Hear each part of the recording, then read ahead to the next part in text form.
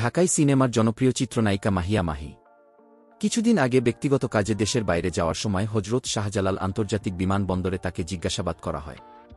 আটকে রাখা হয় প্রায় ১.৫ ঘণ্টা। সেই বিষয়টি এবার ভিডিওর মাধ্যমে সামাজিক যোগাযোগ মাধ্যমে তুলে ধরেছেন এই নায়িকা।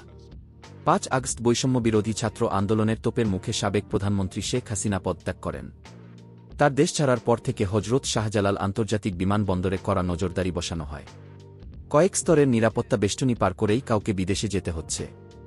সেই নিরাপত্তা বেষ্টনীর মুখে পড়েছিলেন চিত্রনায়িকা মাহিয়া মাহি। প্রকাশিত ভিডিওতে মাহিয়া মাহিকে বলতে শোনা যায়, ২-১ দিন আগে ব্যক্তিগত প্রয়োজনে একদিনের জন্য দেশের বাইরে গিয়েছিলাম। সেখানে একটা কাণ্ড ঘটে গেল। ১ থেকে ১.৫ ঘণ্টা হবে আমি জাস্ট বসেছিলাম, কারণ কর্তৃপক্ষ নিশ্চিত হতে চাইছিল আমার বিরুদ্ধে কোনো অভিযোগ আছে কিনা। ডিজিএফআই, এনএসআই সহ বিভিন্ন গোয়েন্দা সংস্থার রিপোর্ট ভালোভাবে চেক করার পরই ফ্লাই করতে পেরেছি।